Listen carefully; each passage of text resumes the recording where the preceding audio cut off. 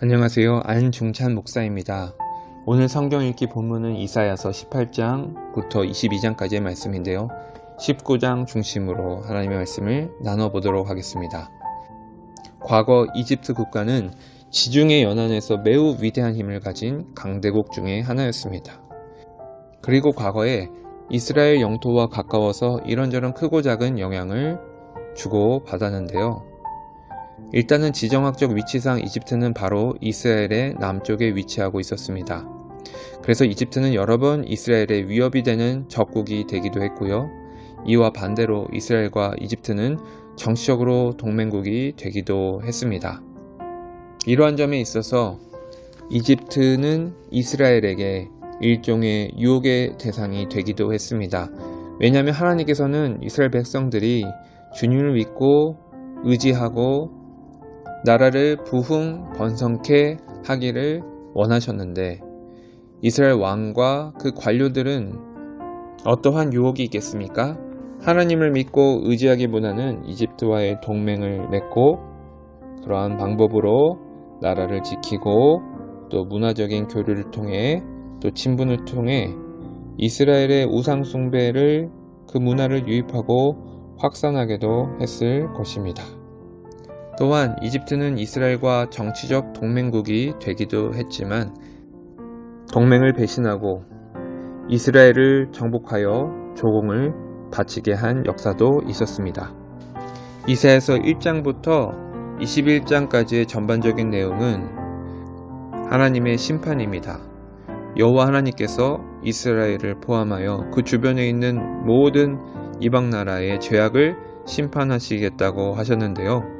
19장에서는 특별히 이집트의 심판을 언급하고 그러나 19장 마지막 부분에는 이집트를 여호와 하나님 안에서 축복하는 메시지도 포함하고 있습니다. 먼저 심판에 대한 메시지를 이야기하고 있는데요. 한 4가지 방법으로 이집트를 심판하십니다. 첫째로는 그들이 믿고 의지하는 우상 신앙 가운데 불신의 마음과 마음의 어려움이 찾아온다는 것입니다. 애굽의 우상들이 그 앞에서 떨겠고 애굽인의 마음이 그 속에서 녹으리로다.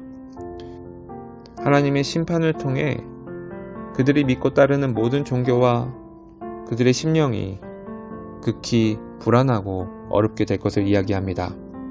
두 번째로 하나님이 이집트를 심판하는 방법은 바로 내부 분열입니다. 2절인데요. 애굽인을 격동하여 애굽인을 하나님께서 치시는데 그들이 각기 형제를 치며 각기 이웃을 칠 것이고 성읍과 성읍이 서로 공격하며 분열이 될 것이라고 합니다. 하나님이 심판하는 방법 중에 또 하나는 위정자입니다. 왕이나 총리나 나라에 영향력 있는 사람들을 하나님께서 사용하시사 나라를 어지럽게 하는 것이죠. 그리고 경제적인 극심한 어려움도 하나님께서 주도하시는 심판 방법 중에 하나입니다. 한 5절에서 8절까지의 말씀인데요. 바닷물이 없어지겠고 강이 잦아서 마르겠고 나일강은 이집트의 농업과 그들의 경제적인 것을 좌지우지할 수 있는 상당히 중요한 자원입니다.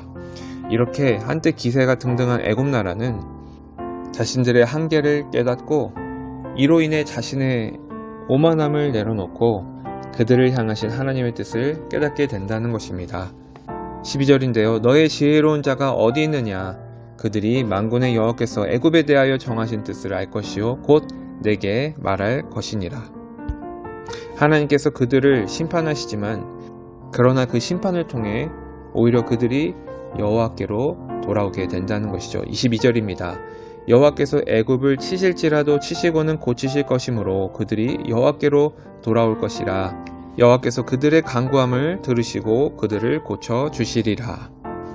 우리나라는 어떠한 모습을 가지고 있다고 생각하십니까? 과거의 이집트와 아수르 같다고 생각하십니까? 아니면 이스라엘 나라와 유사하다고 생각하겠습니까? 무엇이든지 간에 좋은 소식은 우리가 여호와 하나님 안에 있다면, 예수 그리스도 안에 있다면 어떻게 해서든지 주님께서 우리를 구원하시는 선하신 계획이 있고 복된 나라가 되시게 하시는 주님의 은혜가 있다는 것입니다.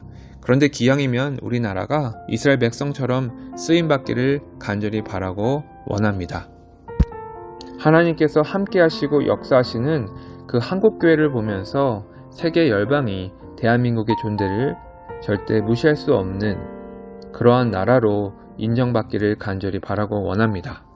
그런데 이러한 국제사회적인 위치는 그저 우리나라의 위상과 또 경제적으로 잘 먹고 잘 살기 위함만은 아니라 한국교회가 정말 세계 열방으로 그리스도의 복음을 전하는 제사장 나라가 되기를 간절히 원합니다.